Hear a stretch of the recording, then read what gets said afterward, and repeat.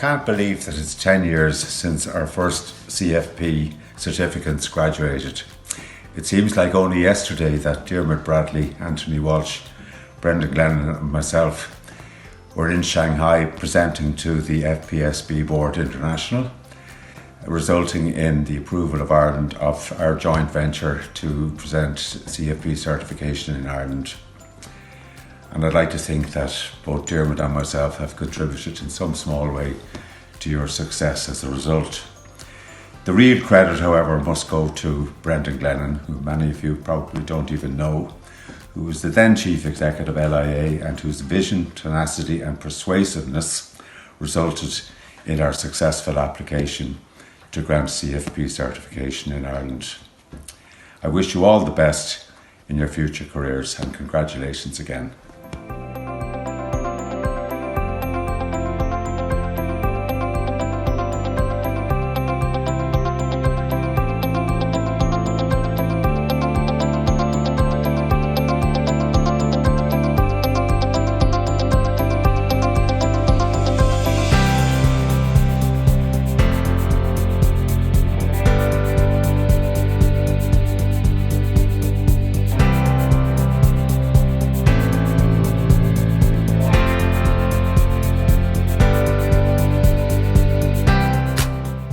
The curriculum for the new Grad Dip CFP programme was developed as a joint initiative between LIA and the Institute of Banking. The team involved were Brian Toolan of LIA, Paul Grimes and myself. We were keen to ensure that the new programme would gain immediate credibility and buy-in from the industry. Clearly, the programme needed to contain all the content deemed essential by FPSB International. It was also very important, in our opinion, that the programme would be of immediate practical relevance to participants. In other words, those exiting the programme would have gained the techniques and methodologies enabling them to hit the ground running as financial planning professionals. It was also very important, of course, that the programme would meet the high standards set by UCD for a Master's Level 9 programme. What really helped the programme, I believe, at its launch in the first year was the participation as students by a number of influential industry practitioners. Their subsequent feedback and endorsement of the programme gave it great momentum at that time.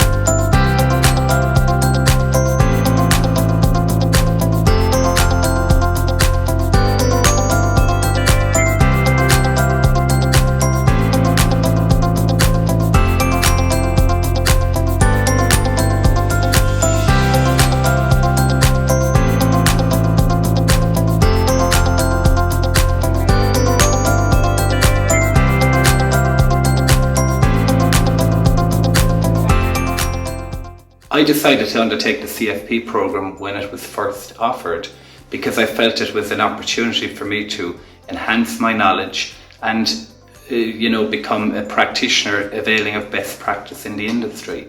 And that has certainly proved to be the case. It has transformed my outlook in relation to how I run my business and how I interact with clients, and moved me from a sales-based approach to a more holistic approach on an advice-based model. The benefits for me have been immense, but particularly for my clients who now benefit from a whole of life type advisory model and a better structure in overall terms. So I have derived huge benefits from my membership at FPSB, and my business is significantly more viable as a result.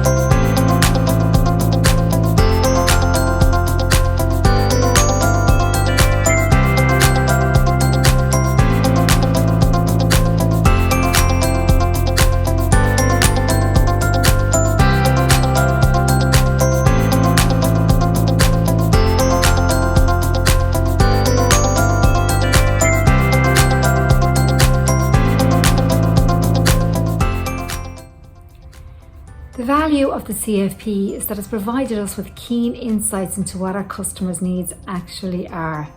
By being part of and listening and working with the CFP community, it's enabled us to develop our proposition in line with what those customers' needs are, so that we always have solutions for customers when needed. The CFP has created a competitive environment steeped in professionalism, and that's at the heart of everything that we actually do. And that, combined with our commitment to world-class service, ultimately shows the benefit of the CFP to all of us.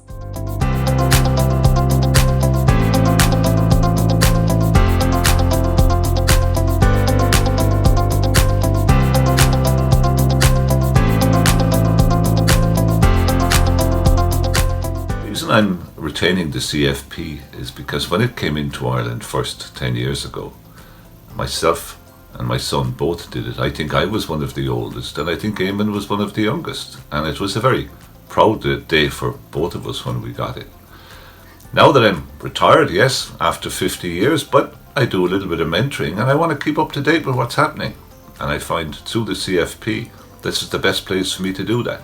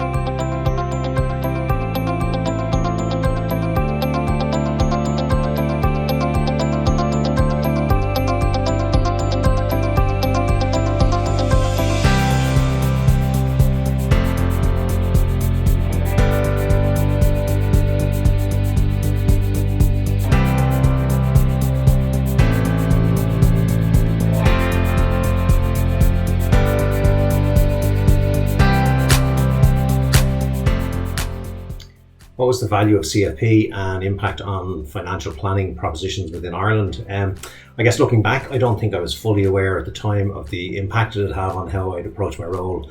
I suppose as both an advisor and a manager of advice teams at the time.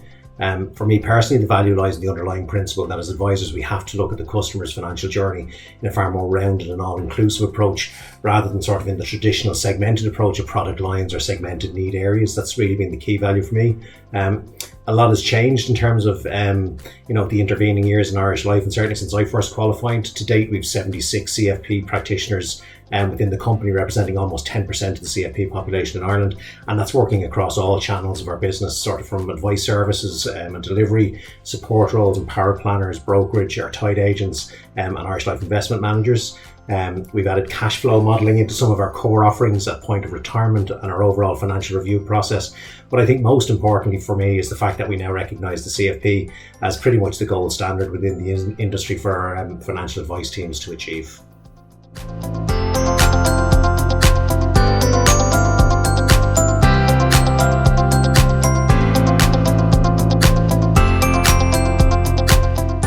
Like many of you, I'm very excited about the future for CFP professionals over the next 10 years.